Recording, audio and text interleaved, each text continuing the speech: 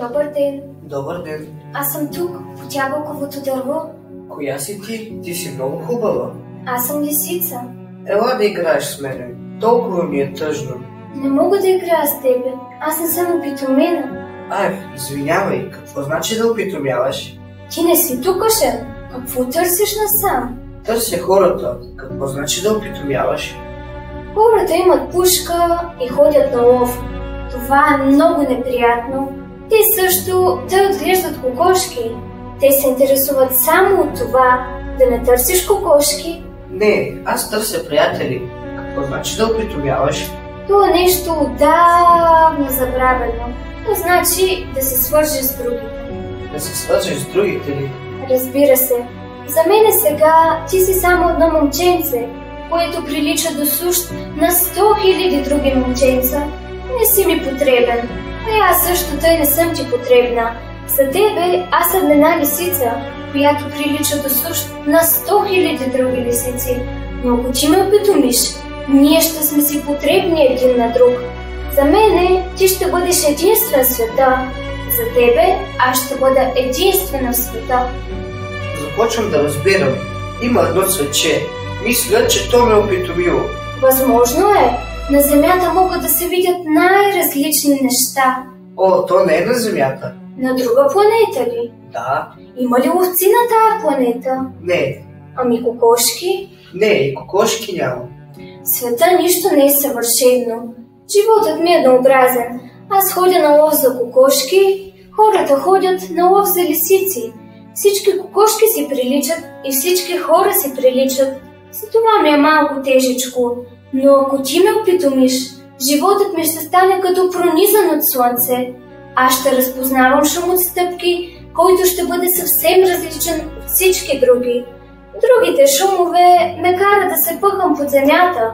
Шумът от твоите стъпки ще ме повика като музика да изляза от дупката.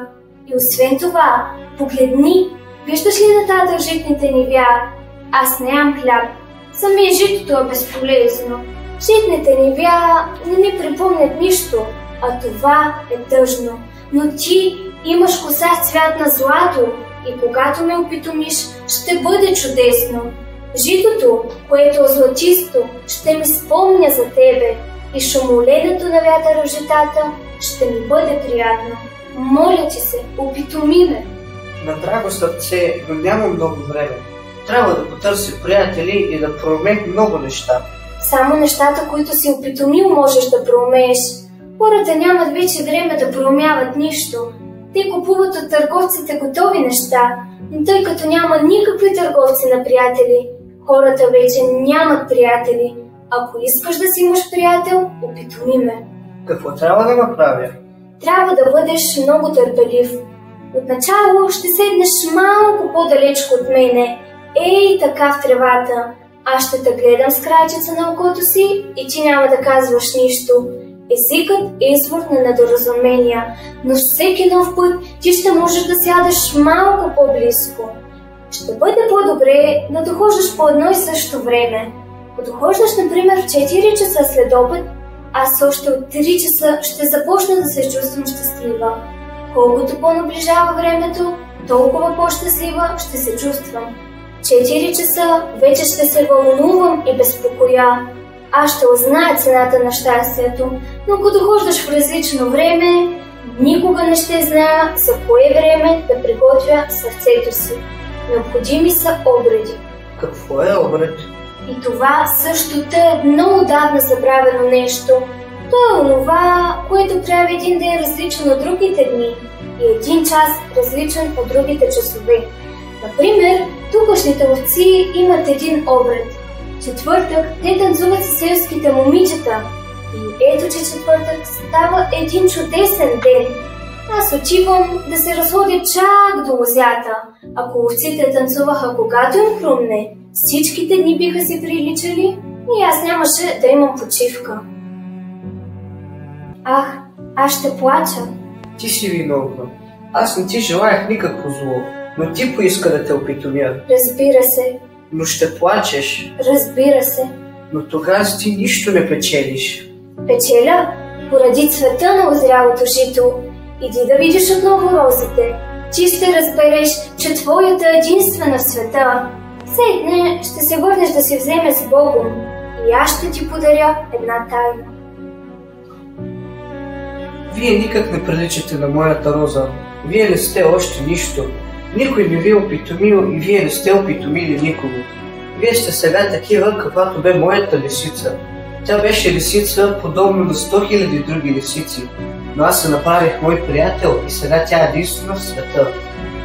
Вие сте хубави, но празни. За вас не може да се добре. Разбира се, някой случайно нова ще си помисли, че моята роза прилича на вас, но тя сама по себе си има много по-голямо значение, отколкото вие всички, защото тъкмо нея съм поливал аз, защото тъкмо нея съм поставял стъклен похлопак, защото тъкмо нея съм пазил с параван, защото тъкмо върху нея убих гъсениците, защото тъкмо нея слушах да се хвали, да се оплаква или дори понякога да мълчи, защото тя е моята роза. С Богом! С Богом! Ето моята тайна. Тя е много проста. Най-хубавото се вижда само със сърцето. Най-същественото е невидимо за очите. Най-същественото е невидимо за очите. Твоята роза ти е толкова ценна, поради загубеното време за нея. Моята роза е ценна, поради изгубеното време за нея. Хората са забравили тая истина, но ти не трябва да я забравяш. Ти ставаш отговорен за винаги за всичко, което си опитомил. Ти си отговорен за твоята роза. Аз съм отговорен за моята роза.